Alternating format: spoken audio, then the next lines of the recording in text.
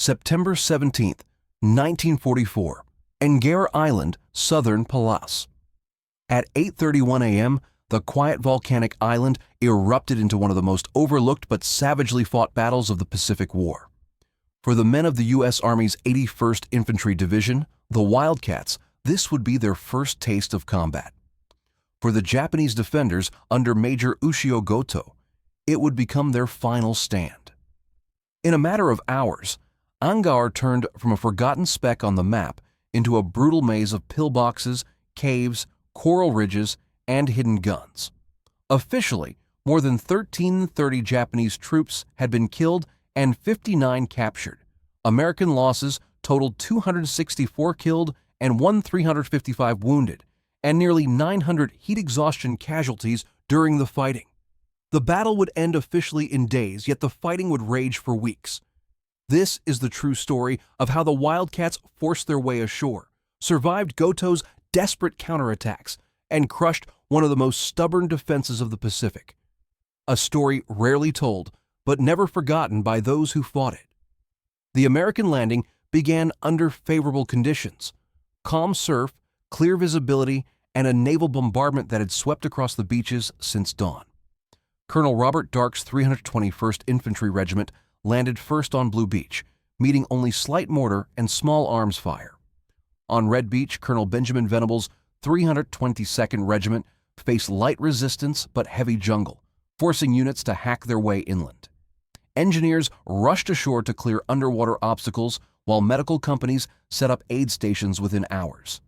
Progress was slow, not because of enemy strength, but because of tangled vegetation, debris, and mines deliberately positioned to slow the attackers. By mid-afternoon, the Wildcats pushed deeper. At Rocky Point, the 321st encountered its first significant resistance, a complex network of pillboxes and trenches guarding what the Japanese expected would be the primary landing beaches. Instead of frontal assaults, American squads flanked the defenses using machine guns, flamethrowers, and timed demolition charges to silence the positions. Individual acts of bravery became the rhythm of the advance. Assault squads crawled forward under fire to burn out fortified caves. Infantry hacked through coral ridges, while tanks followed paths bulldozed through the jungle. By evening, the 322nd Regiment stood along the O2 line, and visual contact was finally made between the two assaulting regiments, though a pocket of Japanese troops still held the gap between them and would remain there until morning. Night brought fear more than fighting. The Wildcats, new to battle, fired at shadows and noise. Officers walked the perimeter in the darkness, calming jittery soldiers. But just before dawn, Major Goto delivered his true response. At 5 a.m., he hurled a counterattack at Company B of the 321st Infantry in an attempt to shove the Americans back into the sea. Under machine gun bursts and grenade blasts, men fought from shallow holes. Captain Wallace Moorman stood upright to steady his company. PFC Stephen White, surrounded by the dead, transmitted orders from his radio until the attack broke. Medics crawled from foxhole to foxhole under fire, dragging wounded men to safety. By sunrise, the Japanese had been repelled, leaving battered American lines still intact. That same morning, the 322nd Regiment broke another attack with minimal difficulty, clearing the battlefield enough for General Paul Miller to resume the advance after a heavy artillery preparation. The Wildcats pushed toward their next objectives. But rough terrain, coral cliffs, and hidden strongpoints made every yard costly. At Saipan Village, mortar and rifle fire poured from caves and fortified huts. On Shrine Hill, Companies E and F captured 4 75mm guns and cleared mines and caves in vicious close-quarter fighting. Technical Sergeant James Weston killed a sword-wielding Japanese officer in hand-to-hand combat after suffering multiple wounds from grenades and blade slashes. By September 19th, the 321st Infantry, riding tanks where possible, advanced toward Middle Village, the island's second settlement. Despite light resistance, 3 pillboxes near Rocky Point had to be stormed and destroyed. Green Beach still fired on Company K with artillery and mortars, pinning them down before supporting fire suppressed the Japanese positions. Meanwhile, the 322nd cleared Saipan village and pushed toward Lighthouse Hill, where they met deadly, concealed fortifications. Steep terrain forced a withdrawal at dusk, but the Japanese defenders were split into three isolated pockets: Green Beach, the southern tip, and the Palomas Romaldo Black Beach area. That night passed with only infiltrators probing American lines. With daylight on September 20th, the Wildcats struck again. The 322nd assault on Palomas Hill became one of the defining moments of the battle. Nearly vertical slopes had to be climbed under machine gun fire from well-camouflaged pillboxes. By 9 a.m., the hill fell, revealing it had been the enemy's command post, stocked with heavy weapons and supplies. Company G, meanwhile, fought toward Lake Salome, but fire from caves and concealed positions halted progress. To the south, the 321st cleared the last organized resistance at the island's tip. At 10:34 a.m., headquarters radioed that organized resistance had ceased and the island was declared secure. But the declaration was dangerously premature. Major Goto had quietly withdrawn his surviving forces from the south and central sectors. Abandoning heavy weapons, they moved into the island's northwest corner, a coral labyrinth of jagged ridges, caves, and dense undergrowth. Here, Japanese defenses became invisible amid pinnacles of rock known later as Wildcat Bowl. Tanks could not operate, casualties were difficult to evacuate, and the suffocating heat further drained the Wildcats. Intelligence estimated that roughly 350 Japanese remained. In truth, more than 700 defenders were dug in, determined to die rather than surrender. General Muller believed a reinforced regiment could finish the job and sent the 322nd Infantry to do it. What followed was a grinding, day-by-day assault against one of the strongest defensive positions encountered in the Pacific. On September 20th, Japanese automatic weapons hit the 1st Battalion from heights on both flanks. Terrain forced the infantry into narrow paths already targeted by mortars and machine guns. Near Lake Salome, demolition guns attempted to clear entrances to the bowl, but were halted by mines and a well-placed anti-tank gun that destroyed one vehicle and wounded its entire crew. Tanks tried to enter through a defile, but coral cliffs and jungle blocked their advance. Forced to withdraw by nightfall, the Americans regrouped under heavy artillery that hammered the bowl. On September 21st, the 322nd attacked again. Naval aircraft and 155mm guns blasted the area, but thick vegetation remained, and the defenders used smokeless, flashless powder from interlocking caves.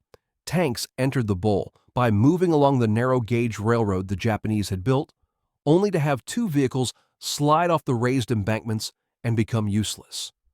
Guided by Private Oliver Ferguson, 3 tanks managed to fire on suspected positions while the infantry of Company G advanced along the bowl's eastern rim. But most Japanese positions were invisible.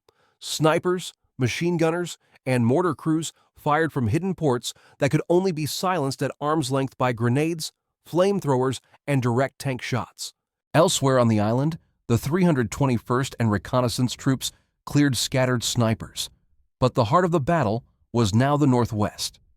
Colonel Venable, observing the fight, was severely wounded by shell fragments that nearly severed his arm. His radio operator, Sergeant William Sherman, was killed beside him. Lieutenant Colonel Ernest Wilson took over the regiment as losses mounted. That night, the Americans again withdrew. One tank had to be abandoned and another destroyed when it could not bypass the wreck ahead of it. By September 24th, after 7 consecutive days of assault, the 322nd paused to rest. Artillery raked the bowl while engineers carved rough roads through the jungle to ease evacuation and supply. Surrender appeals were broadcast to the Japanese using captured prisoners. Only 2 men came out. They reported severe shortages of food and water, but insisted that morale remained strong. Most planned to fight to the end. Renewed attacks followed. PFC Lester Klatt of Company F rushed a flank machine gun, threatening to enfilade his company, killing the crew at point-blank range. In another canyon, 2nd Lieutenant Robert Holsinger led a squad against 2 mutually supporting guns, was mortally wounded, but enabled his platoon to eliminate both positions. Wildcat Bowl slowly shrank as the Americans closed in, ridge by ridge, cave by cave. On September 30th, a patrol from Company L attempted to clear a chasm only to be ambushed by rifles and automatic weapons. 3 men were killed, 2 were wounded. PFC James Ramsey, though wounded himself, volunteered to cover the withdrawal, firing until his ammunition ran out, then picking up a fallen comrade's submachine gun and continuing until he fell mortally wounded. Private Marion Clark, hit by grenades, stood upright with his Browning automatic rifle and held an exposed flank until he too died of his wounds. By then, the enemy was compressed into a small cluster of caves under cliff overhangs, but they still refused to surrender.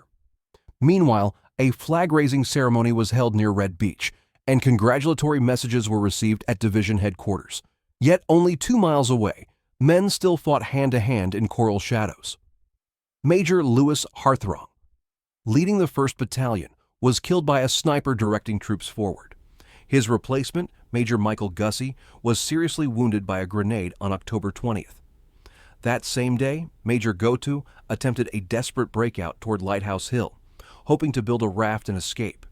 He was killed in the attempt, leaving the remaining defenders leaderless.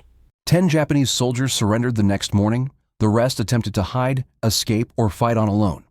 For weeks afterward, individual Japanese were killed or captured across the island.